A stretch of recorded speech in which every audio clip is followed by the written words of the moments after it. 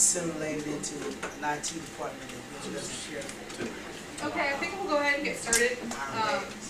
Let Matt have his time. Man. The local police, absolutely. Just so, come on. You're always a troublemaker. This is Matt Bain. He's with JB&A.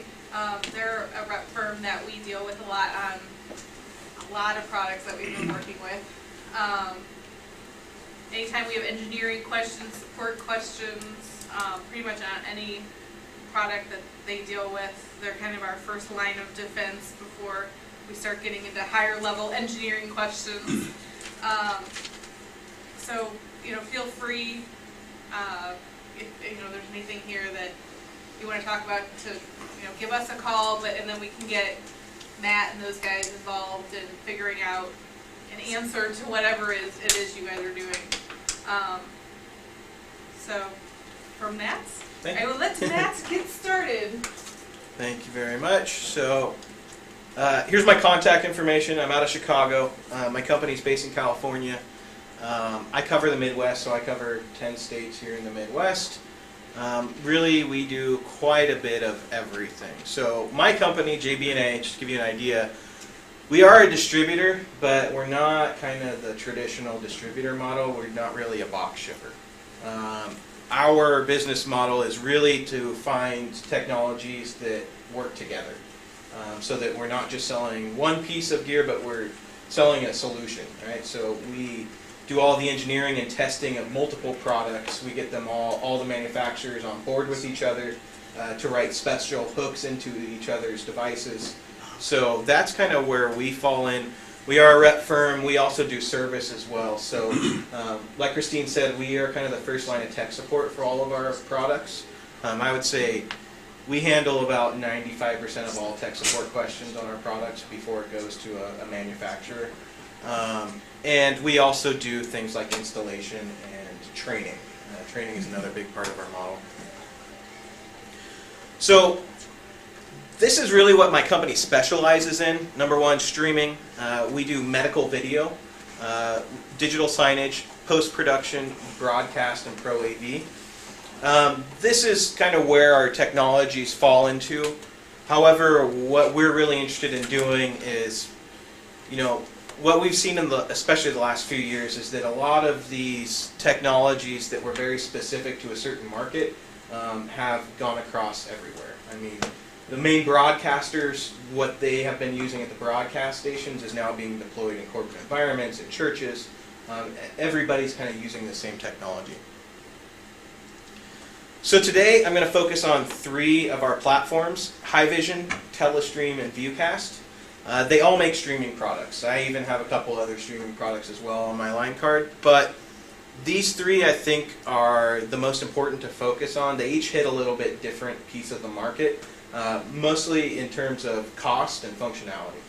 So Telestream, they make a product called Wirecast, which is their streaming solution. It's a piece of software. It's very inexpensive. It's really easy to use. But it is a software solution, so there are some downsides to that. You have to have somebody there to operate it. It's very much hands-on. Whereas when we get into something like HiVision, which is the opposite end of the spectrum, is a full-blown end-to-end solution, turnkey, that doesn't just provide streaming. It provides video on demand, provides IP television, digital signage. It really is a whole-encompassing network video solution. And Viewcast is kind of right in the middle. We make streaming encoders, very reasonably priced, but are high-def, broadcast quality encoders. So for today, what I wanted to do is, go over 3 main things: what it's going to take to stream to the internet, what streaming products are right for what you're doing, and how to leverage streaming for multiple scenarios, such as digital signage. I'm sure you guys know these terms already, but I always like to start with kind of a basic understanding of what I'm going to be talking about. So an encoder, if you don't know, we take audio and video and we compress it and we convert it into a certain format so we can transmit it over our network. The decoder is going to do the exact opposite. It's going to decompress it and take it from its compressed version and bring it back into its original format so we can display it. A CDN, this is where I get most of my questions about, which is a content delivery network. So if you're familiar with Ustream, that's a CDN service. What it does is it takes a stream and it produces multiple streams out of it and delivers it to multiple different formats. That is a very important piece of getting video to multiple places, because when we have large amounts of viewers that could fluctuate in how many viewers I have, it's really hard to prepare my own network for those fluctuations. And so normally people go to a CDN, which are services, right? They normally pay a monthly fee by how much bandwidth or how many viewers you're going to have. Some corporations do this themselves, actually quite a bit of them do. But I would say the vast majority of people that are streaming to the internet to the world outside of their own network are using some sort of a CDN service. And then bandwidth, it's just really important to know what your network, how much space do we have on your network to move video around. So these 4 questions are the first 4 questions that anybody at Modern or myself or any other streaming company is going to ask you when we're looking at streaming solutions. These are the 4 things that we have to know before we can ever start to spec any type of equipment. So what's the content? The reason we ask this is that the requirements for something like sports are very different than a meeting, right? Because sports have very high motion, and it's a lot more work on an encoder to be able to capture that motion. What's the size of your audience, and where are they located? Are they inside your network? If they're inside your network, things are a lot easier. When they are in the outside world and we're going to the public internet, we have to take some other things into account. And then finally, what is your audience viewing content on? When we start talking about encodes and encoders, we need to know what formats of encodes we need to create. iPhones are going to use something different than a Windows mobile phone. So if my entire audience is sitting in my network and they're all on Windows PCs, there's not very many variables. It's very easy to do. When I'm going out to the outside world and I need to make sure everybody has access to my content, I need to be able to support multiple different formats. So the first one that I'm going to talk about is Telestream's Wirecast. Like I mentioned, this is a software solution, and this is actually what the software looks like. The great thing about it is that, number one, it's extremely low cost, and number two, it gives you somewhat of TriCaster functionality. It's going to allow me to pull in multiple feeds, so I can have multiple cameras that all would be connected to one machine. So I have a computer, I install software on it. I can either directly attach a USB camera. If I have an ingest card, like a Matrox box, I can pull in other sources. And I'm actually going to see my sources right here on the interface.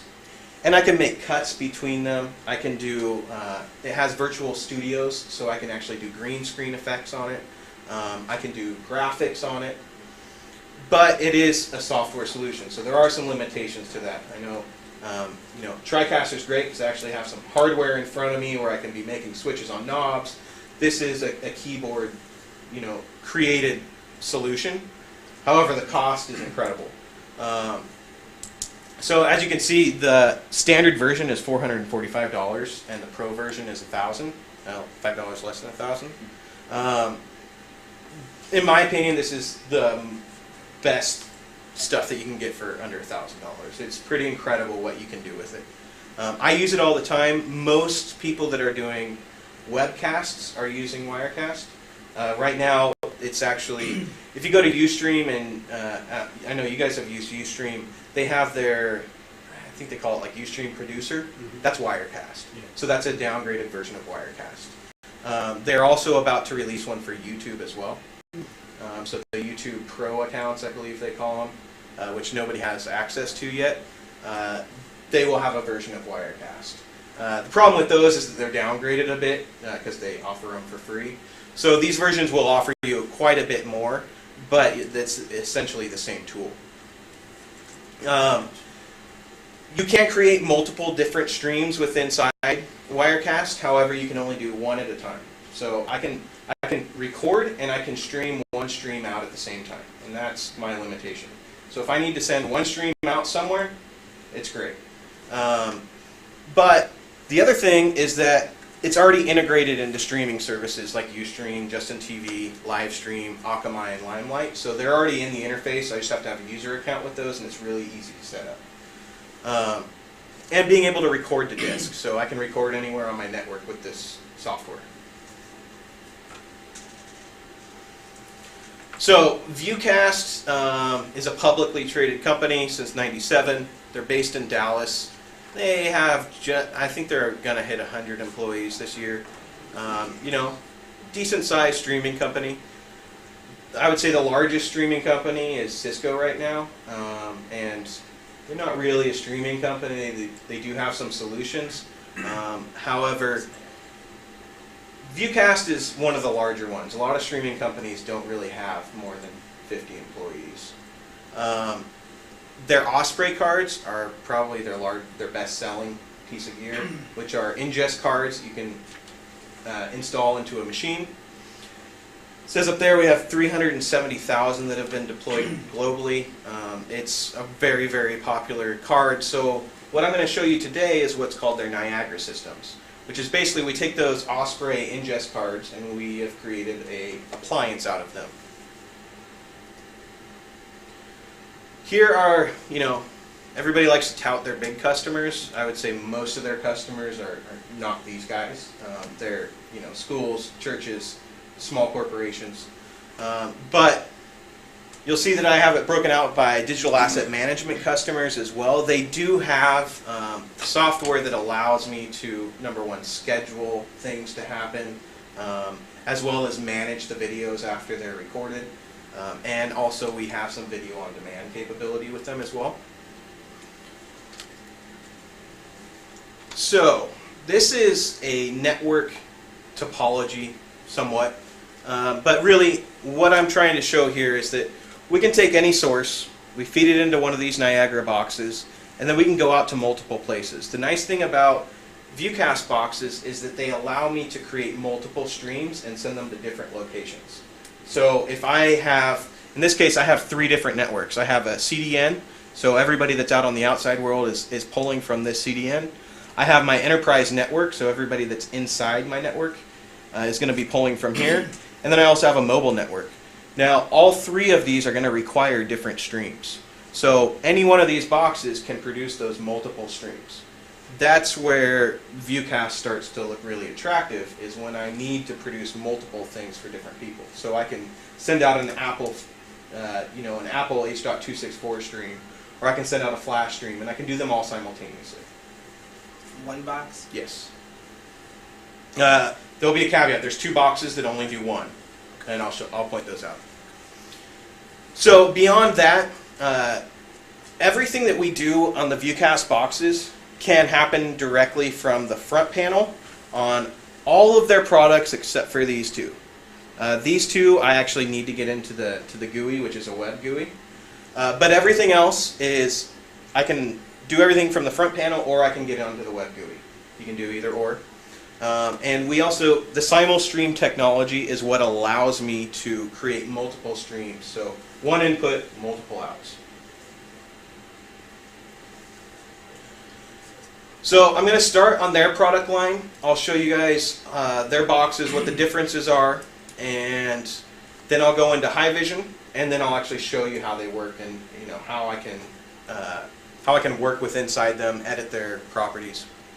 So this is the Niagara 2100. This is one of the boxes that I mentioned doesn't do multiple format streams. I can send out multiple streams of the same format. I can actually do like a high-low stream. So I could send out one that's higher resolution than another. But this box only does Windows Media encoding. So it's a lot less expensive than their other boxes. If I only need to do a Windows Media stream, something like Ustream, they can take kind of any stream that I give it. So I can, if I'm just doing one stream up, this is a really good solution. It's a lot less money, but you're going to have that limitation of it only does one type of stream. So if I need something else, it's not going to do it. The next box is the exact same thing, except instead of doing Windows Media, we do Adobe Flash. So this is a H.264 Flash encoder. Same exact thing. What's nice about these, as opposed to some of their other ones, that once we get up higher, you'll see that they're going to want SDI inputs, which for a lot of people isn't, we don't have SDI. So these will take component and composite, which is really nice. Now, we can use converters to get stuff into SDI or HD SDI, but I would say that a lot of people are like these because they're very simple to use. However, these are both standard def. So the next one is the GoStream Surf. This is another standard def box. However, this is when I start to introduce simul streams, so multiple streams coming from this box. This one, as well as the next one that I'll show you, they both have a CPU meter. So it's a full-blown PC in this box. And really, every time I make a stream, I'm hitting the processor in that CPU. So my limitation to streaming is how powerful that CPU is. So what you'll see is that when I start to create new encoders and start to stream them, my CPU usage is going to go up. And basically, I can keep creating streams until I get to about 90%, and then I don't want to hit the box any further. But extremely easy to use. They're pretty rugged. I have this version, the 4100, it's sitting in the back. We're actually streaming to Ustream right now with it.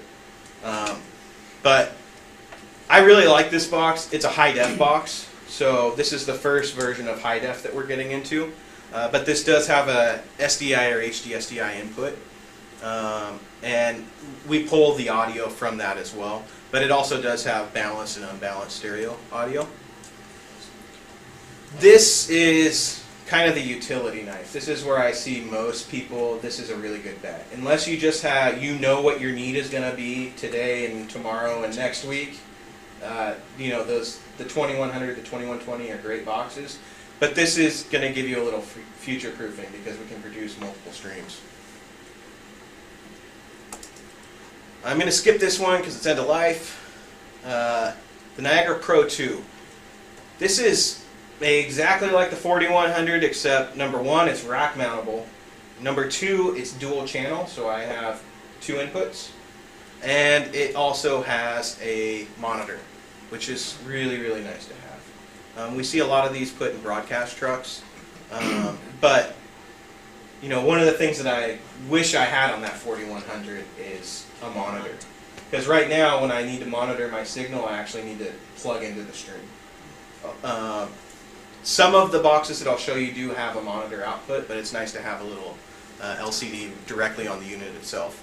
Quick question about this one. Mm-hmm. With the two inputs, can you do two separate streams? Yes. Okay. Well, it can do multiple streams of two different separate inputs. things. Yeah. Yes. So you can do as So I many might streams say- as the CPU can handle. Yep. Of two totally different. Yeah, and this things. the CPU in here is a lot beefier than the others. So, you know, I might have camera A and camera B. Camera A, I might want to produce 3 streams out of. Camera B, I might want to produce 4. But again, this is going to support all of these encoding formats that are listed here. So it's pretty rock solid. I mean, it pretty much has everything that I need. Then we get into the 7550, which is quite a bit more robust. It is only single channel. However, it costs more money. The reason is that this is where all the broadcasters go. This is totally broadcast quality. It's going to support all of the encoding formats. But the nice thing, again, with this, some of the other ones, when I want to get into the advanced features, it's a little bit more difficult to do it from the front panel. This is supposed to be, you know, on a broadcast truck. We're not getting into it to the GUI. It's just going right from the front panel. And then finally the 9100. This is their bad boy. It's a rack mount server. It's a server class machine. It uses cards in the back, so I can populate it with multiple inputs. So we have 2 different versions. We have an a high def box that will take 2 signals, and we have a standard def that's going to take 4 inputs. This is a loud box. I mean, it is a server. Right? I would not want to sit next to this all day long. The one that you hear in the back there, that little hum, that's about half of what that produces. But people that are doing very, very high value streaming, they want to go to something like this. I wouldn't use this in a mobile situation at all. You know, this is going to be installed and sit, and it's just going to work by itself. So the SCX is their management software. Another thing I don't think I have on my slideshow is they actually have an SDK. So there is a developer kit that you can have, and so we can, you know, work this software into any other thing that we need. RS-232 controllable, so if we want like a Crestron control system to operate this, we can do that. So I think this is my favorite